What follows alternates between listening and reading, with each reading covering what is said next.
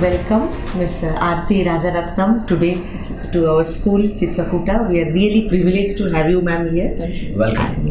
Welcome. So, some of our doubts, maybe it will get clarified by you today. We hope so. And we believe that this will be a very enlightening session for our parents. So, nowadays we see that children are hooked to gadgets, and many educational tools are available only through gadgets. Even our smartphones are used for various cases, like maybe some schools they claim that homework should be done in that manner. Some cases project works are done by that. So how do you feel about this entry of the heroic entry of gadgets And in if I may add, the schools have started having smart boards. Yes. Smart schools have smart boards, so we don't have much. So we are always against. So we want to know your view. If you actually ask me, I'm totally against technology for the simple reason that it destroys the nervous system. Okay, let me go through this, but before that I'll answer the smartphones and the smart boards and all that. Smart teachers, smart parents, smart people don't need smart gadgets. Right? If you're a smart teacher and a smart parent, you will never need to teach a child using technology. You will be able to do it through your interaction. And if you were to take a difficult concept like nuclear fission or nuclear fusion, which has dangerous impacts, yes, you can teach it using a video, but you don't need to do that for parts of my body, parts of a plant, for conversational English, these kind of things. You do it through interaction. This is my take on that. But having said that, why do we need to also understand why technology is dangerous? One, technology makes the entire generation seem very smart because it gives them a lot of information that they can parrot. But when it comes to reciprocity and actually being responsive in communication, you find that they're quite deficient. Okay? Information is different from interaction. And that is what the one big danger of technology, if I would put it as a big challenge. Yes. Secondly, the technological advances, evolutionary biologists talk to us about how the current use of technology, the amount of technology that we have, for the human nervous system to adapt to it, it will require at least another 180 to 200 years of evolution. Right? And we need to understand it also at that scientific level. Very, very often, we don't take these things into account, and we assume that the current neurology, because brain is neuroplastic, can adapt to technology, and that's not true. Let me go through it one step at a time. When you're looking at a screen, it's very passive. Yeah. There's no reciprocity, except probably, cartoon like Dora the Explorer. Can you see the jackal? Yeah, he's here, he's there, that's it. But even that's not interactive in that sense. Secondly, when I say interactive, it must be from my own experience. So when a child is looking at a stone, is looking at a stick, they are creating meaning from an experience that is unknown, as opposed to something that is already structured and has levels and has specific structures. So when I say this, what is happening is the prefrontal cortex in the brain, which is required for problem solving and higher order thinking, is dumbed down and stunted in children who use excessive technology, passive entertainments. And technology can mean television screens, your iPads, your any of these tabs and phones and all of this, because it takes away the reciprocal thinking component of the brain. Mm-hmm. Second, in terms of neurotransmitters, when we say chemical, the brain is a biochemical factory. So different chemicals are secreted as a result of certain experiences. So when I fall in love or when I experience love with a person, I have oxytocin. When I exercise, when I laugh, I have endorphins, which is the happiness emotion. And these are all things that happen as a result of an interaction. When I'm using a gadget and I'm on Instagram, for example, or if I'm getting a like on Facebook, it increases what is called dopamine, which is the pleasure seeker. It's equivalent to cocaine in some way. Dopamine has its benefits in an optimal level, but the way in which it's pushing children to or adults to be addicted is becoming like cocaine addiction. We have a lot of children who have actually dumbed down and have become blindly addicted to gadgets because the neurotransmitters in the brain have gone into very, very serious imbalances. And it has stunted parts of the brain that can learn new behaviors. This is the second challenge. The third challenge in a growing child who's been exposed to gadgets. WHO, if you've noticed recently, has said no gadgets till the age of 5. It's taken them so long to actually commit to the fact that it's dangerous. We've been looking at autism-like symptoms in children right from the time the tabs came in. It's not the classical autism, but children look like they're on the spectrum because they've been stunted in language development. And also, even now, when we look at the quality of drawing in children, it's become very, very different. Like when a child is drawing a human being, a 3-year-old or a 4-year-old, they have some specific features. But when a child is gadget addicted, those features are missing. And we have so many studies, even in India and outside, where we can prove this without doubt. And the faster we acknowledge it as a growing epidemic, the better it is for us. And I'm using the word epidemic very dangerously because I know a lot of people will dislike what I'm saying, because we all feel our gadget can babysit. Our gadget can keep children away from trouble. Our gadget will take over our needs. No. Our role as a parent, as a teacher, is to be there for our children. Children don't remember their best day of television, they remember the best day that they played with the father. They don't remember I scored 5,000 points. They remember my mother looked at me and smiled or hugged me.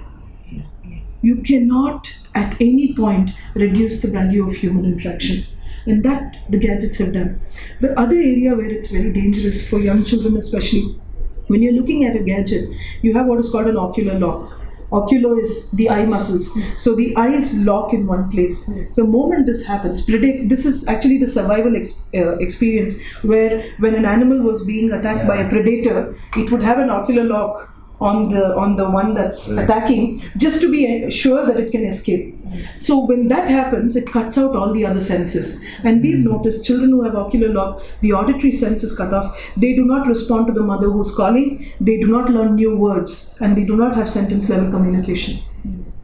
And this, for me, from the learning perspective, from a school perspective, is very, very dangerous. Just imagine a child who seems to have, you ask a question, they're able to answer, but they're not able to think about something and write it because they lack the words required to communicate. How dangerous is that? So when I talk about gadget addiction, it's also creating toxicity, what we call mental toxins. Number one, children don't have problem-solving skills because when they're playing a video game, they're just going level to level and they're not able to face any failure. The moment they reach a level they can't reach, they reset and play again. In real life, who gives you a chance to reset? Right? You're not able to get along with a friend. Can you reset the friend? Can you reset yourself? No. It is something that you work at the interactional level. That doesn't happen when you're doing things with gadgets. Secondly, when you look at any of your cartoons, there are cartoons that are teaching children might is right. Eat something, hit someone, you'll be all right. Okay? Or you have cartoons where children are cheating the teacher. You have cartoons where he has superpowers. So we're telling children you can't deal with your life as yourself. You need to have alter egos or avatars. And in all of your gadget games, anything that's computerized, it has an avatar. So you can't play as yourself, you play as someone else. This is leading to a lot of mental health issues over a period of time, because when you look at any of the technical definitions in the DSM, in the Diagnostic Statistical Manual, we see people who have a disconnect with reality going into specific kinds of mental illness. And gadgets are becoming a very important reason for that. So having all these negatives, I would definitely be someone who would not tell you that gadgets have anything beneficial. And another dangerous thing, when you and I were looking into dictionaries, looking for meanings, we knew how to look for a meaning, search for it, sift out what is not good, etc. We did not have the danger of the epidemic of fake news. Today, because I'm always looking at the first thing that comes up from a search engine, I'm willing to believe anything. And people who are into indoctrination are using these as tools. Right? And if you look at it, the real issues of the world are not going to be addressed because people are going to be clicking on stupid cat videos and dog videos instead of looking at global warming. Right? So I think the connect has to be with what is real, with what is human, with what is life, and not really what is simulated, what is artificial, and what is not something that I can experience. Thank you. There was somebody who had come to sell a smart board to our school. We have always had the distance from smart boards. And I had to ask him that if, he had to convince me by saying, compared to a human being, a smartphone can very easily portray things and it's very easy for a child to understand. So I said making it so easy might harm him from learning how to learn. He will understand that concept all right, but learning how to learn will become a challenge. He had an answer which I want to put it as a question. He said, life has other things to pose where you'll have to struggle to learn. So at least the teaching can be made easy. So what do you think about it? He's a salesman. So he's just good at selling. So He's I'll leave it good there. at selling, and he will tell you that. But having said that, I would also ask you to look very, very seriously into how we're already bombarding the child's life with what is not real, and try and address this elephant in the room, because it's not something that's going to go away. More and more technology is definitely going to come in, but fewer and fewer relationships are happening. You already know of children who don't know how to interact with each other, who don't know how to take turns, who don't know how to take life experiences as they come. Life is not necessarily a struggle, but when I have richer experiences, I have better skills to develop them, and I don't think a smart board is going to do it. And let me give it in a very small way. When will you label something smart? When it's not, no? Because if something was really smart, you don't have to go around telling I'm smart, right? If you're really intelligent, your intelligence will speak for you. Only the one who's not will say I'm intelligent. So when you're saying something is a smartphone, a smart board, it's already not there. I'm sorry I put it this way, but that's really how it It's a is. similar joke. Somebody said that the only smart part of this generation is the smartphone in their pocket. That's the smartest That's thing. probably what it is. Because we've even dumbed down an entire generation. Innovation has gone down by so many percent, and you're only innovating in games and technology, but you're not innovating real things. And I think that's what is required. Yeah. And from the parents' perspective, this question will be more appropriate. I may want to stop my child from having a gadget, but he's influenced by his peer pressure that I have this video game or this gadget, which iPhone is yours, mine is a better one. How as a parent would I handle it? And this is going to happen with anything where you're swimming across the tide or swimming across the flow, because you're going to always be that odd one out, right? Because let's assume that you did not choose the traditional path of the medicine engineering and become something, but you're doing something that is very, very deep and contributing towards society, but people will never understand it. And usually the ones closest to us may not understand it. The family doesn't understand it. So usually when it comes to peer pressure, there will be peer pressure, but it's good for families to have two-way communication where these issues can be discussed and can be talked about, and children understand the parents' reason for not allowing these things. And you must always back it up with scientific proof. Child may be dysregulated at that time, may be very angry with you, may feel that you're not being a good parent, may even tell you, they are better parents and all of those things, because naturally when we feel rejected, we do come up with these emotions. But having said that, when the child is 13, 14, 10, 3, 5, whatever age, do you think they know the impact of something? Many times they don't. So you can give them exposure to things in optimal quantities so that they know what it is. I'm not asking you to deprive them, but setting structure and also making your human bonding so qualitative that the child doesn't need dopamine here because oxytocin has taken over. When you really have somebody you love sitting beside you, you will not look at your phone, right? Right? And so if the child can feel that with a parent, with a friend, they will never want to touch the phone. Because our quality of relationships have gone down, children feel it's better than having this mother always picking flaws. Let me just look at something that doesn't tell me I'm wrong. Right? So I think if we improve the quality of our relationships, which takes time, this problem of peer pressure can be addressed. And at different generations, peer pressure existed. In our generation, probably drugs was a very big thing. And there was a lot of drug awareness that went around. I don't know if you remember in our campuses in Delhi, it used to always be there. But we still chose not to do that, right? There were still people who did it, there were people who chose not to.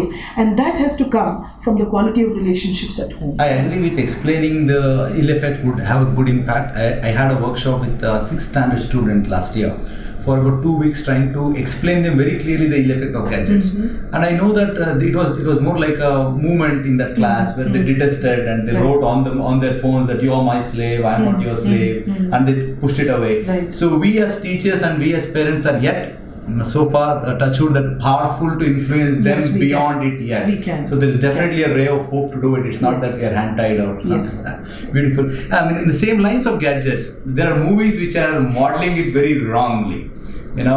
Today's great hero is a great villain in that movie. He kills, so he's a hero, and I think dynamics have changed, and that has a great influence. So they look at a hero who is killing and striving or something like that. How do you think, as a parent, I can address it? All through life, all through history, there have been models. There have been positive models and there have been negative models, and we've always been exposed to both. And this is where I would never insulate my child from anything like this. As a parent, as a teacher, I need to also step in. Now the child has seen this movie and comes and tells me, might is right. I can achieve through violence. This is a teachable moment for me. I can spend time speaking to the child and asking them what they liked about it. Mm-hmm. What would be other ways to solve the same problem? Okay, because we take some of the greatest rebellions, including the French Revolution, our own mutiny of 1857. Yeah. They were might is Yes. right. Yes. They were not far from peaceful, Yeah. but they were towards a collective good. Yeah. Okay, and the movie ultimately shows you that the person did something for the well-being of everyone. So now there is this huge cognitive bias that comes in, what we call cognitive dissonance technically, where you created this thing, should it be right, should it be wrong? And cognitive dissonance is not wrong, provided the parent is able to step in and be that voice of reason, where they're willing to listen to the child's perspective, and also add something of value so that the child is able to understand how to use certain information. Right? And this is where, when they watched a violent movie and the child is talking about it, saying the hero did this, I can, because I come from a Tamil background, our old MG Ramachandran movies, MGR movies, would have the good MGR and an MN Nambiyar would be the villain. Always the MGR, MN Nambiyar, and always he'll be the best son, the best employer, the best lover, everything, and this guy will be everything opposite that. And this guy will always win. MG Ramachandran will win and Nambiyar will lose. In real life though, MN Nambiyar is a wonderful human being. Okay. But having said that, they're just roles. But for an entire generation, they had steered, thought, and it worked. Now our Tamil movies are the porkis and the pokeries and the, all of this. But this is a good time to let children know what choices they would like to make for their personality. Yes. Because when I give them an exposure, I'm also giving them a choice. And as a parent, as an adult, I can definitely spend time to look at what choices can be made. And, weighing the pros and cons of each role. Okay? And looking for better solutions. Right? And I must look at it from the child's perspective. I remember I work with a lot of rural populations. I worked with a group and I was talking to them about how we should stand in queues and how as Indians we are naturally, not tamed in that sense. We can't stand in line and all that. So the next day this guy went and stood in the ration queue, the ration shop queue, and he came and said, Akka, you're such a fool because I didn't get anything and my mother thrashed me. Now I didn't come from the child's reality. I came from my reality. Yes. And as adults, very often we come from our reality, we are unable to address the issues of the child. So I would need to understand from the child what they took from it, what they can learn from it, and how they can change it. That will be the reason we need to support them to make better choices. To conclude, I would like to ask you, the living legends and the role models are hardly any left. Living, we only refer back to Gandhi and Subhash Chandra Bose. And the movies and stuffs also are not modeling it right. So would it mean that it is the increased pressure on a parent to be a model? Whether you like it or not, as a parent, you've already become model. Because everything from what you eat to what you wear, your young child is already looking at you. So you already signed up to be role model when you decided to be father or mother. So that's already there. But yes, we do not have models in politics. We don't have models in sports. Or at least they're modeling the wrong things. Yes. Right? And definitely movies don't have role models. We are modeling external material wealth and status and power and all of those, but we are not modeling beautiful things like humility. Yeah. Support, creativity. So I would definitely ask parents to realize that they're making conscious choices when they're having children, because they are modeling for an entire generation. Yes. It's a big thing. Thanks a lot for Thank coming. you so much. Wonderful having you. Thank you. Thank you.